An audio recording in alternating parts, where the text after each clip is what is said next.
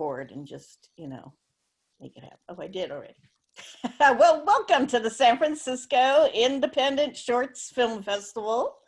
I'm really glad you just got to see the shorts you watched. We're recording this beforehand, but we're going to pretend that we're just there with you.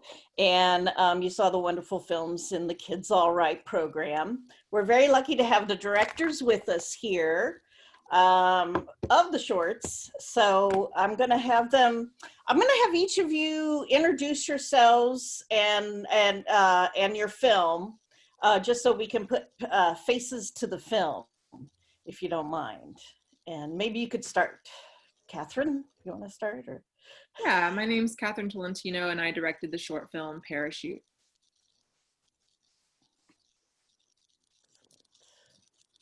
I guess my name is Emil. I co-wrote and directed 1, 2, 3, All Eyes on Me.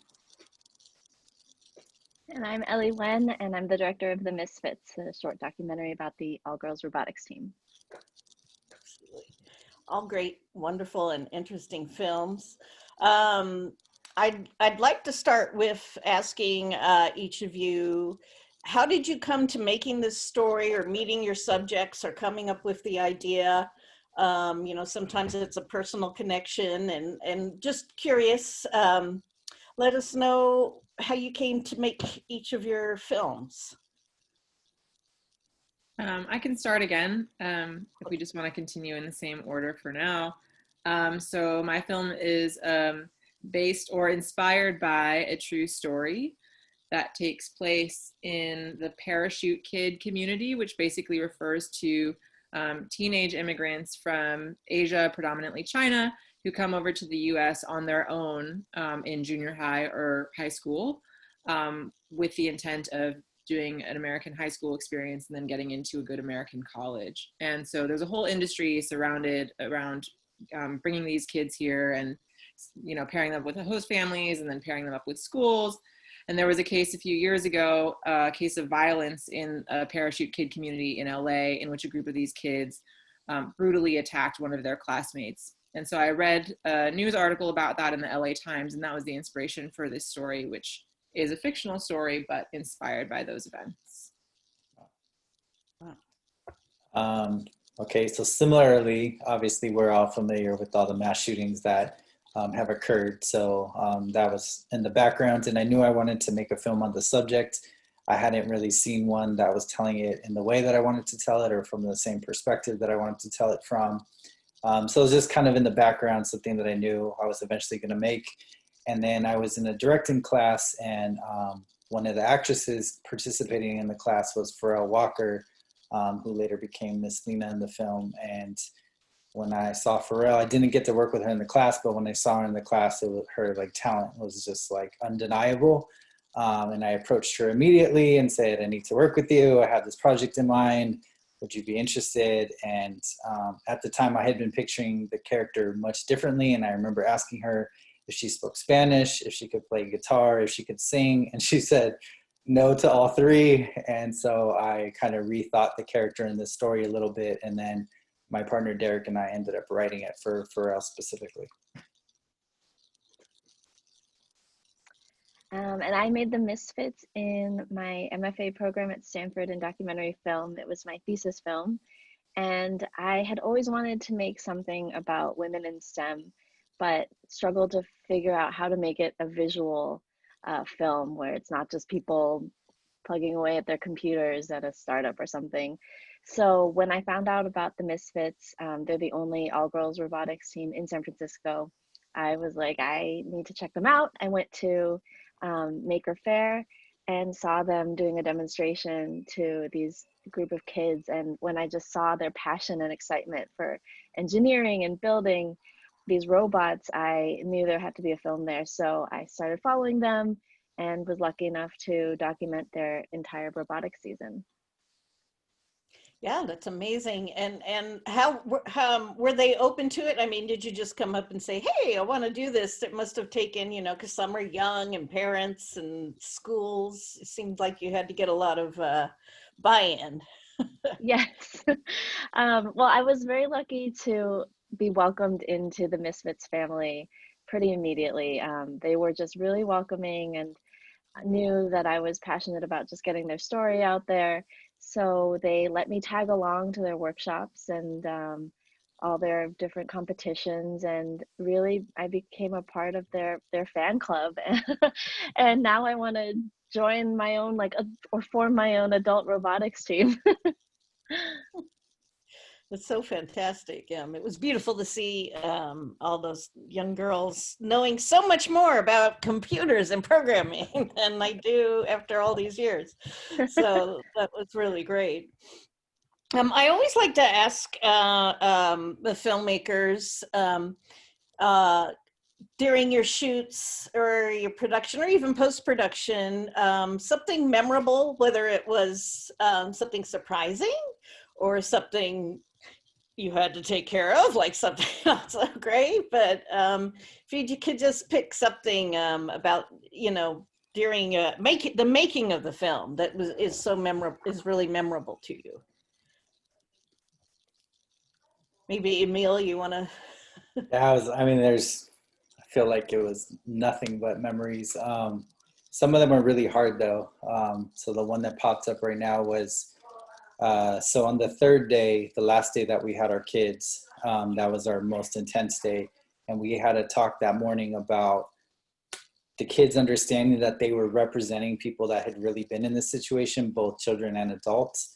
And keep in mind, all the kids are between the ages of 8 and 9, and they all took it really, really seriously.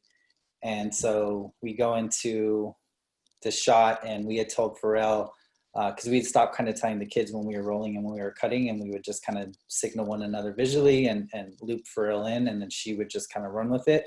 And the kids naturally kind of followed her lead.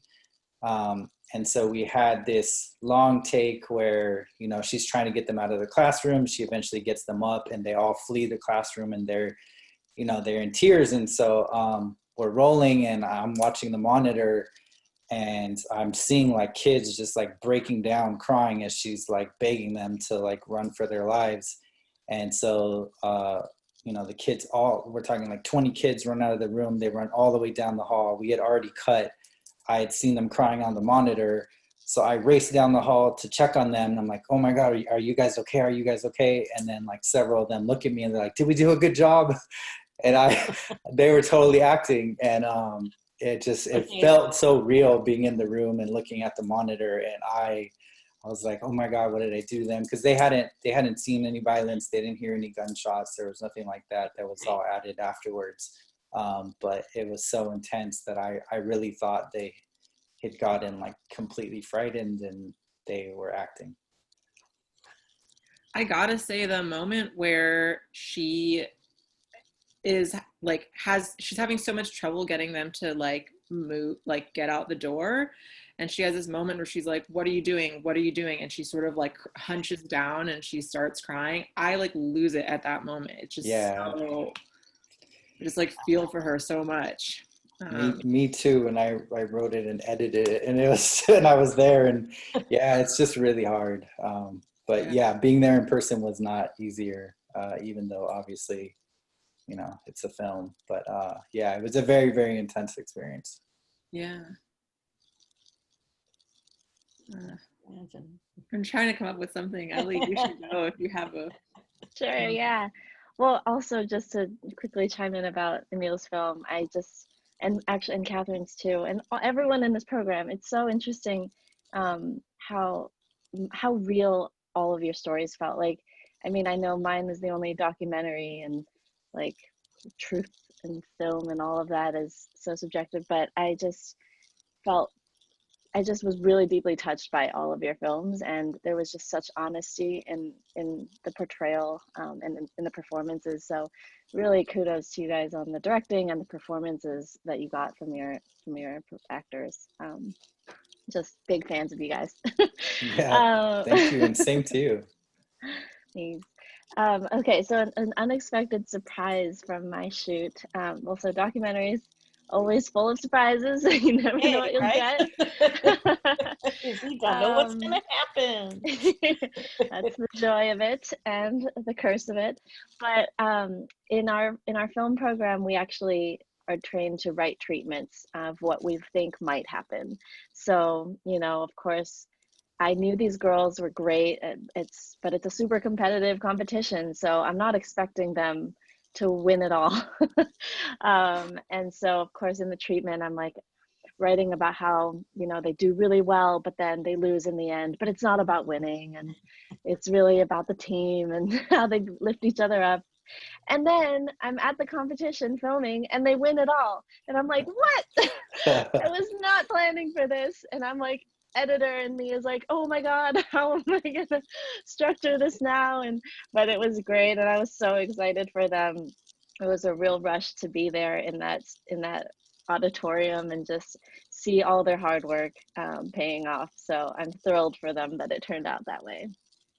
Well, you really caught it, because I was all like, oh my God, are they going to win? What's going to happen? So you built that tension really well. And then when they do, it's just so wonderful that they did. It's just, you know, fantastic. Thank you. Women power. Yeah. I love watching your film, Ellie, because I actually went to an all-girls high school in San Jose called Notre Dame. And we also had a first robotics team there No way. called the Janksters. And the year that I took my first video production class, my video production teacher was also the robotics coach. It was like the first year that we had a robotics team. Oh my God. And I totally remember the Janksters. I saw them at the competition. That's us. That's awesome. I'm like not a STEM person at all. And like when the characters are talking about coding, or when the girls are talking about coding, I'm like, yeah, I don't know what's going on.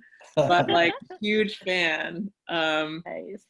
And I just feel so many things, like so much nostalgia when I watch it, even though I wasn't part of the robotics team. But kind of ties into the surprising moment with my film, which was, so this was my thesis film for my MFA program. And initially I'd been planning on shooting a different film entirely. I was going to fly to El Salvador and shoot a different script that I had written. And then when word got to the administration that there was like a travel advisory warning, like a State Department travel advisory warning about going to El Salvador, they forbade us from going. So at the very last minute, we had to sort of scramble and like kick into gear this film, Parachute, which thankfully had already written the script. But even though I was attending my MFA program in New York, but we decided to film the script in the Bay Area where I'm from. And that was largely because I have a lot of connections here. And so the surprising thing for me was how many people came out to support us, both from my like friends and family network, but also my film industry network, and then just like community people who wanted to support us, including my high school.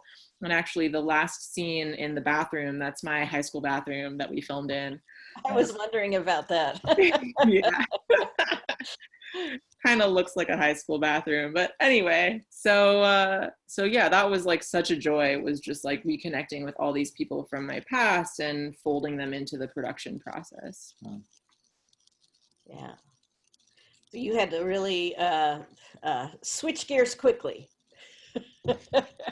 Definitely. Yeah. We were meant to start shooting in El Salvador in early December, and we found out like at the end of October that we weren't going to be able to go. God. So then my goodness. Yeah, we'd already scouted and everything, and we were like casting. Anyway. Were they local actresses? Are your actors? So for my film, the two leads were both from New York. So we flew them out to the Bay. A lot of the other supporting cast were from the Bay Area. If your viewers are familiar with San Francisco actors, Ross Turner is in like everything. Bettina Devin is in everything.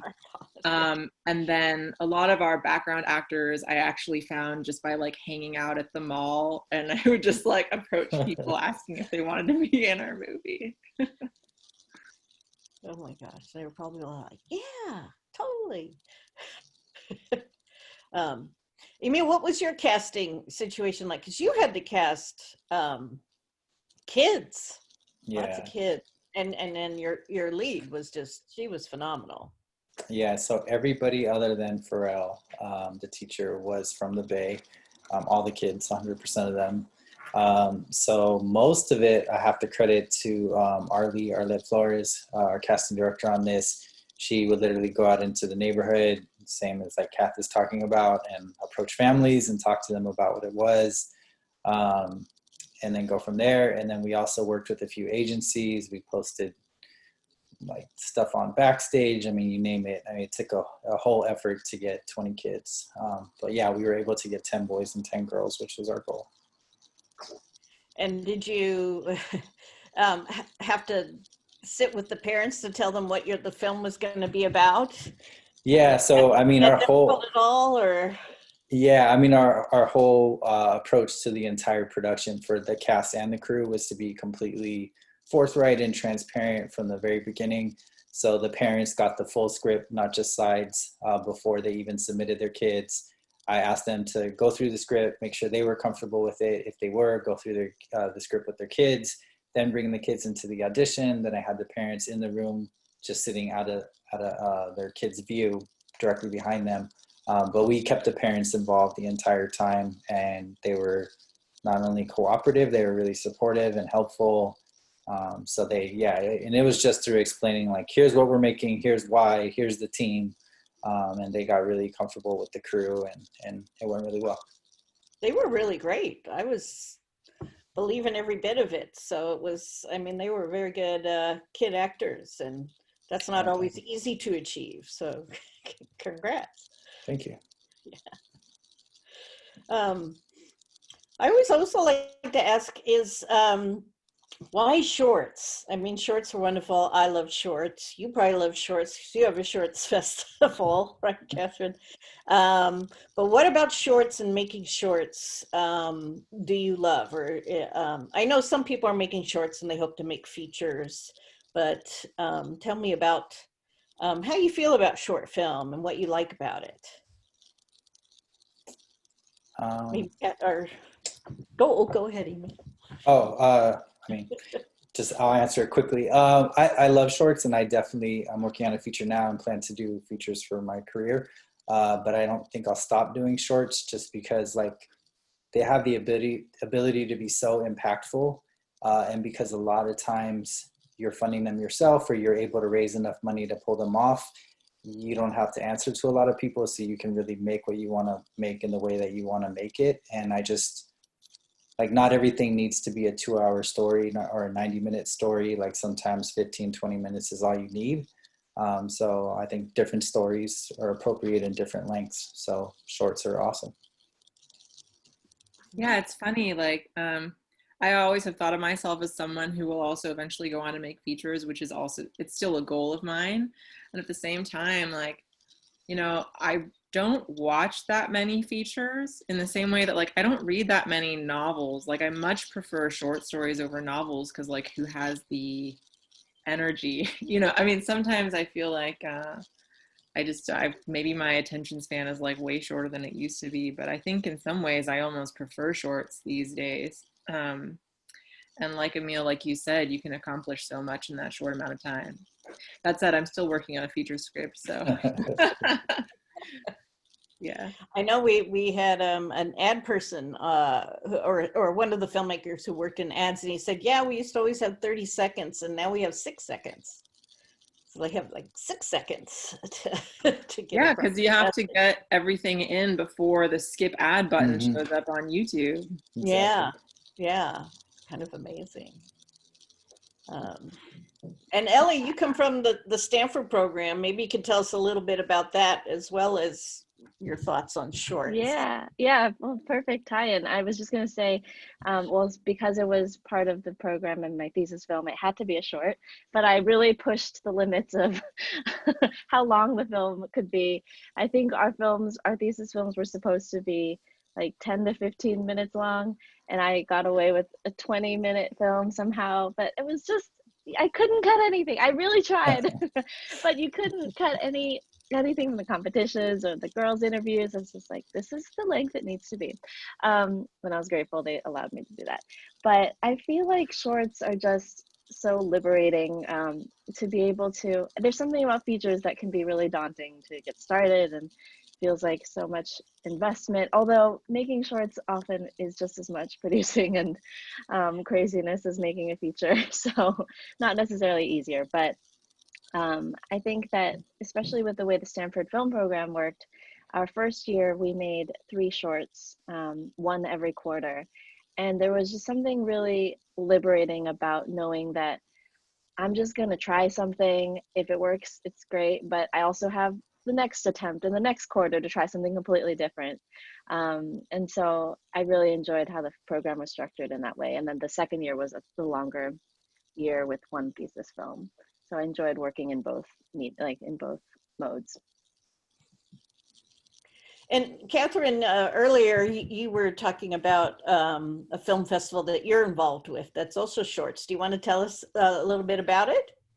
I would love to, yeah. So Yeah. I actually, just in light of quarantine, a good friend of mine, Brenton Geezer, and we got together and said we wanted to start something to support the Bay Area film scene. So we had a screening, our first screening in July, where we screened 6 films by emerging Bay Area filmmakers and had Q&As with all the filmmakers, audience Q&As. And it was all live streamed to YouTube, so people could watch the movies and see the Q&A happening live, which was super, super cool. And so we have our next event this coming Thursday. I don't know when this Q&A is going to screen. It may have already passed by the time people are watching. Not yet. But yeah, we definitely hope to be in the same way as SF Indie Fest, like a resource for filmmakers to learn about the craft, to connect with other people, you know, to find out more about other Bay Area resources that they can tap into to support their careers. So I'm super happy to be in this call with all of you, because I think there's a lot that we could do together. Yeah. Oh, drop the name. It's called Bay Made, and you can follow us on Instagram at Bay Made Films. That's made, MADE, like made in the Bay. Yeah. Yeah. Awesome. That's fantastic. There's a local representation across the board here, which is actually very, very nice. And yeah, and if you want to ask each other questions, please feel free to as well. Usually we be doing that at the after party, but where's no after party? So network. I do kind of have like just praise that I want to give both of you. Sure. I feel like these Q&As are funny because as a filmmaker, right, we spend so much time on every single little decision, but in these Q&As, like it's always really broad strokes, you know.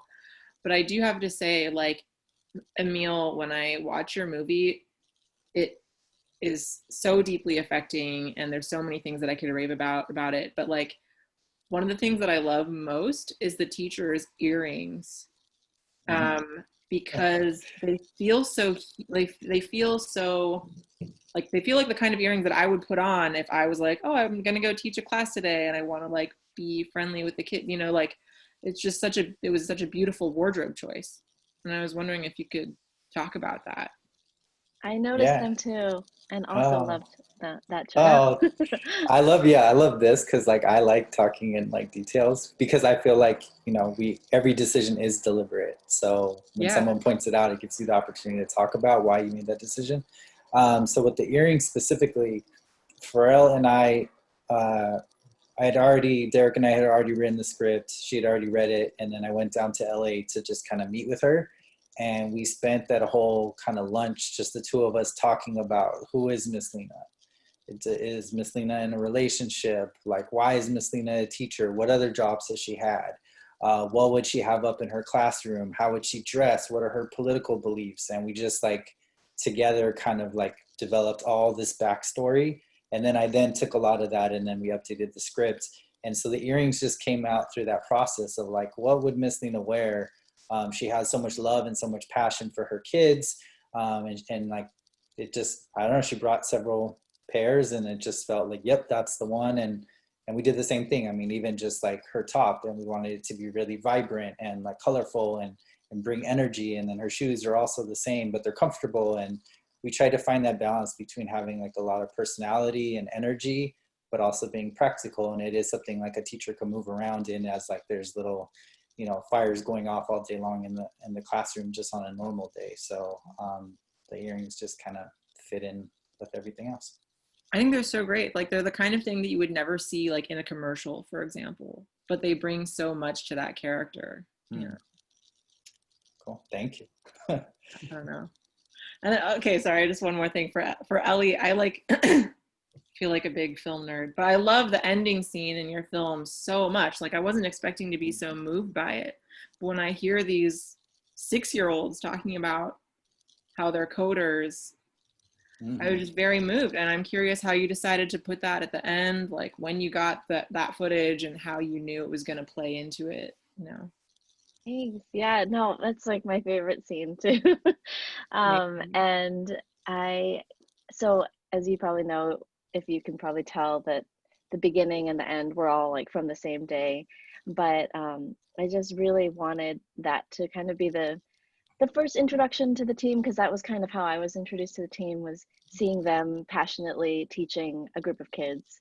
But I also wanted that to be the takeaway that you leave the film with, is like the next generation, but also seeing the impact that they're having. And in all my work, and I used to work in LA in the film industry more on the development side of things as a producer and director of development, and narrative film and TV. And representation has just always been really important to me, just to have that representation. If you see it, you can potentially believe that you can be it too. And so it was really important to me to just have that kind of be the final note to the film and not have it just be about winning, although that's a really great bonus icing on the cake. But it was really, that was the thing that touched me the most about what these girls are doing, is that they're spreading their love of STEM to these younger girls, and that these younger girls are, I already feel like the Misfits are gonna lead and take over the world and like take us to a better place, but also that these first graders are right behind there and like super capable and intelligent, and will be in good hands, I hope, in the future. Yeah, but thanks for noticing and appreciating that scene. It was very inspiring, very inspiring. And what's the age range of the Misfits? Can you? Yeah, they ranged from, they were freshmen to seniors in high school, so 15 to 18 years old. Yeah. Yeah. You probably had a lot of teens things going on. Definitely. I would love to know, Ellie, is there something that you shot that you wanted to squeeze into the film that didn't make the cut? Because I feel like with docs, it's always a situation, right? Oh yeah, for sure. Well, it was a good thing, I think, that there were some limitations from like the film program on me. Otherwise, I would have gone and probably made a whole feature out of it. But after the girls won at the Silicon Valley robotics competition, that actually qualified them to go to the World Championships in Houston. And so that happened past the point that we were allowed to be still filming. But I was like, I've been following them for their whole season, their whole journey. I've got to be there. I got to go. So I just went as a fan, Nice. but I did bring my camera with me. Nice. And that was just such an amazing environment. I mean, already the Silicon Valley Regional was like super amped up and exciting and fun to be at, but at Houston it's just another level, and it's like all like the whole scene there is just crazy, and they have like a robotics prom night, and like it's just so fun, and I wish I could have included all of that, but sadly could not. Cool. And then Kath, so a lot of people compliment cinematography, and I feel like they're usually referring to beautiful shots, and I definitely think that that's part of cinematography. But it seemed like with yours, like they're very, very deliberate, very specific decisions. So I guess my first question is why did you choose the aspect ratio that you chose? Yeah, thanks for asking about that. I have always, well, we learned a lot about different types of aspect ratios in film school. I will admit, before going to film school, I didn't think about it at all. But the more I started thinking about it, the more I felt like the typical aspect ratios that you'll see, like 1:8:5 or 2:3:8, feel very performative, and 4:3 feels a lot more human to me, like you know, more authentic somehow. And we also felt that it was appropriate because Wendy herself is kind of constrained by a lot of things in her life. And so in some ways it is symbolic of that. I know a lot of directors are doing things with aspect ratios these days. I don't know if you've seen like Lucy in the Sky, for example. I'm like a huge fan of that film. One of the criticisms about it is that it's like goes from 4:3 to 1:85 to 2:38 and then back constantly. I think it's cool, man. Like I think it's fun to play around with that stuff, you know. Cool. Yeah. But yeah, in terms of the cinematography, broadly speaking, originally we were thinking about maybe doing handheld. We had seen Rosetta by the Dardenne brothers, and we thought that was sort of like very similar themes. And so we did a couple camera tests with handheld, and then and thinking about it further with my cinematographer and also with our professor, that was like, well, maybe we should go for something a little more, deliberate. And so we very meticulously planned out every shot. I think, So on that note, I have one specific frame. yeah. So it's the shot on the bus where we're looking at Wendy, and Mei Ling is sitting to her right, but the bar of the seat is obstructing her face. Can you tell us about that frame? I'm just curious. That shot because it's actually the only one that we didn't storyboard that frame. Then we got on the bus and we didn't have a permit for the VTA. Okay. So part of it was that we were hiding the camera, but we also just loved the shot so much. It was really cool. Yeah. Yeah, I mean, someone could argue that we could have cut down that whole sequence by like a couple minutes, but I think capturing the really long journey to their school was actually helpful. You can kind of tune out while you watch it, and then I don't know, but I think it says a lot about who they are as characters and what they're going through. Yeah. I could see their journey of discovery and part of that huge long journey that they were having to go on, and how that effect that would have on them wanting to continue. Mm-hmm. I'm just so grateful that we get to have this Q&A together because it's sad enough that we can't be in person, but it's just, I really just have to say how much I appreciate the films in this program and feel really like lucky and honored to be programmed with you guys. So thanks to Shorts Fest for putting us all together. But I also wanted to just like gush about your guys' films and say, on the topic of the cinematography for Kath, I thought it was stunning, and there were shots that just reminded me of Portrait of a Lady on Fire, and like especially when they're like walking to school, those scenes and the trudging along in the field or wherever they are. That's awesome. Really... You shot ours first. Yes, they're inspired by you. But I really, especially for both of your films, was just so amazed by the performances that you drew out from your actors, and they really felt like almost like documentaries to me. And so I was just curious, well, especially for Emil, like because it was so handheld, and I was wondering if that was like a goal of yours to make it feel almost like a documentary. And then with Kat, like although the shots were so deliberate that it's clear it's not a documentary, I still thought the performances were so honest, and I'm just curious if your performers had any experience with that, because it really felt very lived in, and like talking about details, like even the wardrobe felt very like authentic to them, and to that demographic that comes from China. So yeah, sorry, that's a lot to throw at both of you guys. No, Neil, do you want to go first? No, go for it. I think we just got lucky in so many ways, in that everyone who was a part of this production like really felt passionately about the script and about the characters, and like immersed themselves in that world and brought that to their work.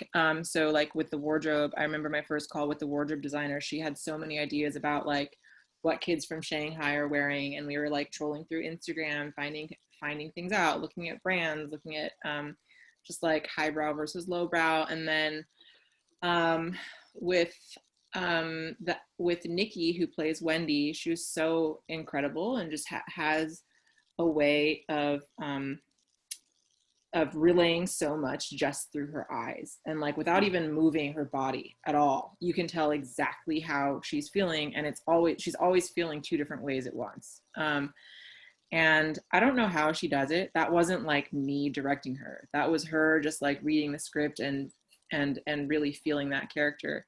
I will say that one of the things that we did, which she thought was really valuable, is I compiled a series of like images, paintings, and screenshots from other films, one to correspond to each scene and sort of to represent the emotional feeling or world of each scene. And she really resonated with this practice, and she would just look at a painting and know exactly how she was supposed to act. And she said on multiple occasions that she hopes that like more directors can do that because it really helps her process. Yeah, and just one more thing, like in terms of the world feeling lived in, like so much of that was our production designer as well, who really like put her heart and soul into the room that they live in. And I just know that, you know, my favorite thing about this movie is like the scene where Nikki's looking out the window smoking and like telling off Mei Ling for being too polite at the dinner table. There's a candle burning on the window ledge, and like that detail is so meaningful to me because I think like, oh, that's how I lit, that I would have a candle lit. You know what I mean? That feels like a world. It doesn't feel like a movie. Okay, so I'm like getting lost in everything you're saying. So the question was like, did we intend it to feel kind of like a documentary? Yeah, like that real hyper realism. Yeah, 100%. So the goal with the film was to bring the audience into the classroom and put them in the shoes of the teacher, and to really make the audience understand what that would feel like and have as much information or as little information as she had. So from the very beginning, we knew we were going to shoot it all on a easy rig. We had literally one shot we shot on sticks, and I cut it out because it didn't feel right. So yeah, we wanted it to feel like a blend between a documentary and a film, somewhere in between, where it felt crafted a little bit, but still felt extremely authentic. So most of the decisions we made were to serve that purpose. Yeah, your film was amazing, and then I mean, I had to like just be paused after seeing it that you really felt there. I mean, you filmed it in such a wonderful way that you know you felt that tension, and you put us in that classroom, which was hard, but it's something that you know needs to be done, and people need to know these experiences our kids are having. Um, I was wondering too, with you, how did you get how were you able to get the to be able to film where you filmed your school, and did they know the nature of the film and those kinds of things? Because it's like I Yeah. know you did some guerrilla Catherine filmmaking on the bus, but you know what did you have to do? We definitely did not do any kind of, we didn't sneak into a school with 20 kids over 4 days. No. So when we were writing the script, you know, I have an AD background, so I'm always thinking like, okay, it's easy. You can write whatever, like you know, you can write the marching band goes down Market Street with elephants, and like, you know, but then how do you actually pull it off, right? So I was always thinking like, how are we going to get all these kids and their parents to agree, and how are we ever going to get a school to allow us to do this here? But we wrote what we felt like we wrote the story that we wanted to tell. And then I got lucky that I reached out to different location managers around the Bay, and found somebody who responded to the idea. And he just said right up front, like, you're never going to be able to afford me. We're not even going to get into numbers, but I will give you a list of the schools that I know are open to filming there, and you just got to do all the work. And I said, like, yes, please, thank you, like all day, every day. So I just started reaching out to those schools. This school, I prefer not to name them just for their own safety and privacy, and there's just weird people in the world. But I reached out to them. They were extremely receptive, and I was 100% transparent. I told them exactly what we wanted to do. Originally in the script, the guys were going to kick in the doors, And then when I got to the location, I saw that the hinges were on the other side, so they couldn't kick them in. But in my initial meeting with the principal of the school, I explained this to her, and she wasn't like excited about it. But I told her we would bring our own doors, and any damage we caused would be to our stuff, and we would comp them for anything we did, and we were fully insured. And she was just extremely supportive of the story that we were trying to tell and the reasons why. So she agreed, and we were able to film our movie there. We're getting towards the end of our little Zoom window. So one, I want to remind the audience of folks who are listening that there's awards. So remember to vote for the filmmakers, vote for the films. They get awards, and those can help them. But I would love it if each of you could tell us what you're working on now, or what your future plans are, or what your plans are with this film or your next film. Give us an idea of what to look forward to. I'll just go first. So this film has played at a number of festivals this year, and so our festival circuit is sort of coming to a close because we're having our online premiere through Short of the Week on October 13th, which we're super excited about. And I also am working on a feature script, as I mentioned, which is a romance that's set in Gilroy. Love the Bay Area stories. And just generally, like I mentioned before, really trying to help support the Bay Area community, help bring more representation to the screen. And so I'm super excited to stay in touch with all of you. And anyone else who wants to reach out, my Instagram is borderwoman.pictures. So please say hi.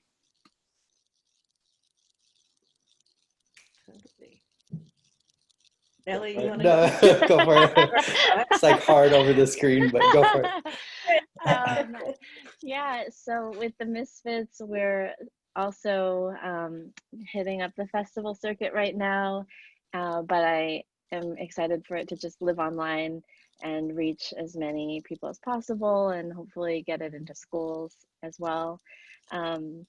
And I'm currently a resident in the SF Filmhouse program, so I'm developing my next project there.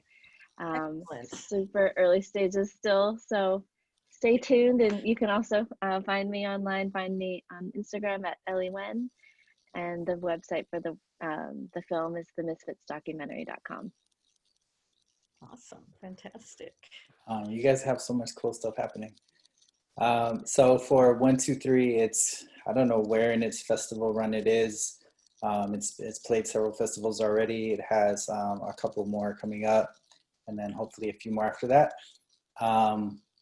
We will see about an Oscar run. There's been some talks of that, so we'll see. Obviously, I'd love that. The film has just been received really well, and continues to get into Oscar qualifying festivals, so we're putting together a campaign around that. And then beyond that, I'm developing a feature called 40 for the Goat. It's a dramedy, still really emotionally intense and gripping, but there's humor this time. And then separately from that, I'm in the HBO Directing Fellowship, so hopefully I will be directing a pilot sometime next year, and I'm also developing a pilot separately. That's so huge. I applied for that and didn't get in. I'm so curious to learn what it was like. Okay, I submitted a Short of the Week and I didn't get in, and I submitted to SF Film and I didn't get in. So, I also submitted SF Film and didn't get in. So Ellie, you gotta let us in through the back door or something, Ellie. My rejection letter is fresh. It's totally. 2 days old. No. So, you just can't take it personally anymore. We're all applying for the same things. Yeah, we're all doing stuff. So keep applying, because those programs are great. And well, thank you so much for sharing your films with us and having this wonderful conversation. We're going to say goodbye to the audience now. Goodbye, guys. Keep watching more shorts. Thank you. Thank you so much. Thank you.